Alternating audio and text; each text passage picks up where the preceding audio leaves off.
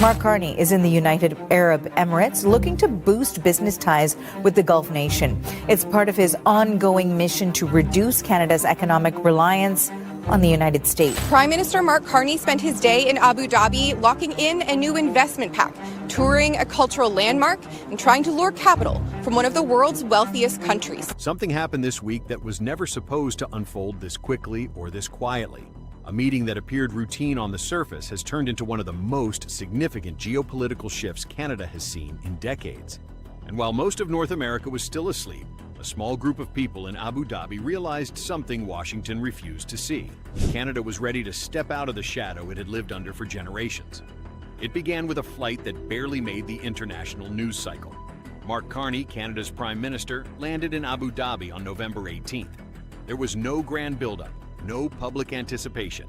Even Ottawa treated it like a standard diplomatic trip, another stop in a long series of foreign engagements. The Gulf does not misread its guests.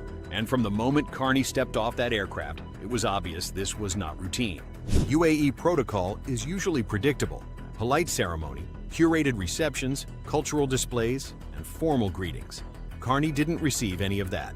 Instead, he was met by senior royal advisors, people who rarely appear at airport receptions unless the visitor carries something more valuable than symbolism. From the tarmac itself, it was clear the UAE did not see him as simply a Western leader seeking investment. They saw him as a man bringing access to opportunities that Gulf sovereign wealth funds have been waiting years to deploy. Inside the private halls of Abu Dhabi's decision-making core, away from cameras, Carney was given a message so blunt that even seasoned diplomats back home had trouble believing it. Show us the projects that can make Canada untouchable. We will finance them. It was not flattery. It was an opening move. To understand why this moment matters, you have to understand the mindset of the UAE. Their sovereign wealth funds, commanding more than $3 trillion, don't chase press releases. They chase leverage. They don't invest for cultural goodwill. They invest to shape the world map. And for years, they looked at Canada and saw hesitation, political fear, regulatory paralysis, and governments terrified of mega projects. But Carney was different. He didn't arrive with vague proposals. He arrived with detailed frameworks, something past Canadian governments were too cautious or too divided to present. He carried blueprints, feasibility paths, governance models, and timelines. He brought deals, not dreams, and that immediately changed the tone of every conversation that followed. The centerpiece, according to insiders, was a project Canadian governments have whispered about but never dared to pursue: a northern corridor to the Pacific Ocean, built entirely through Canadian territory, financed without American money, and protected from U.S. interference. A route that would allow Canada to export energy directly to Asia without touching a single American port. The UAE instantly understood the significance. After all, their own rise was built on the principle of controlling their export routes. When you own your corridors, you own your sovereignty. And for the first time in decades, Canada was signaling it was ready to think the same way. But this wasn't just about a pipeline. Once the conversation opened, it widened fast. Transportation networks, renewable energy grids, Arctic infrastructure, mineral supply chains, industrial megaprojects, green manufacturing hubs. Carney didn't pitch one project. He pitched a decade of transformation. The UAE responded the way only a major power can, by offering structural partnership, not symbolic support. What makes this moment historic is not the investment itself, but the context around it. America is entering one of the most unpredictable political cycles in modern history. Trump's tariffs, his annexation rhetoric, the constant threats against Canadian industries, lumber, steel, agriculture, autos, have created a climate where long-term planning has become impossible without diversifying away from U.S. influence. The UAE saw the opening before Washington even realized it existed. They understood that North America was about to enter an era of volatility. They saw that Canada, a resource-rich, politically stable, institutionally strong economy, was drifting into a dangerous level of dependency on a neighbor whose policies could swing wildly every 4 years. And instead of waiting for the dust to settle, they made their move early.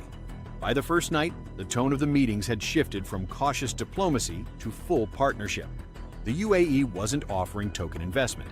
It was offering long-term financial architecture, capital structures that would anchor Gulf investment into Canadian development for years, ownership models, joint governance boards, regulatory coordination, risk-sharing frameworks, the kind of deep integration that transforms nations, not quarterly budgets.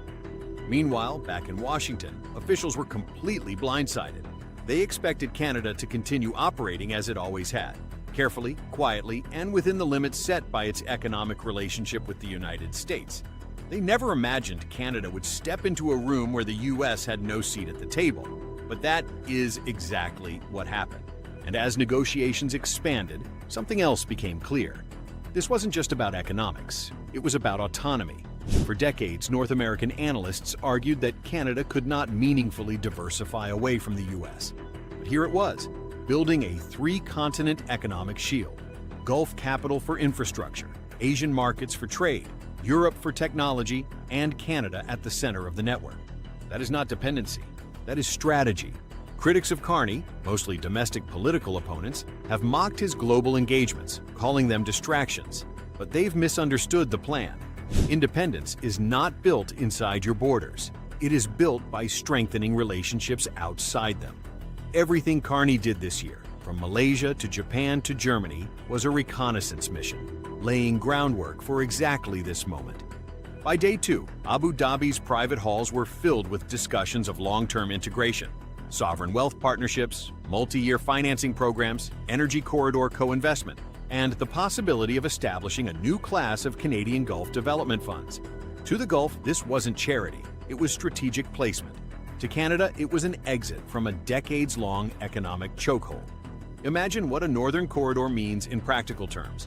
Pipelines that bypass U.S. territory, shipping routes that don't require U.S. customs, energy exports that cannot be blocked by American politics, and mineral supply chains that operate on Canadian terms. It would be the single biggest reduction of U.S. leverage over Canada since 1945. And Washington knows it, or at least they will soon.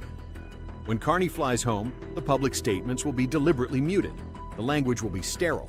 Productive meetings, strategic alignment, continued cooperation. But the signals will surface quickly. Environmental reviews suddenly accelerating. Infrastructure budgets that show new unnamed funding lines. UAE delegations quietly landing in Vancouver, Edmonton, and northern BC to inspect potential corridor sites. Gulf sovereign wealth officials appearing at Toronto investment forums with no public explanation. That's when the truth will become impossible to ignore. Canada is no longer waiting for American permission to build its future. It's building that future through partners powerful enough to balance the United States. Not challenge it, not replace it, but counterweight it.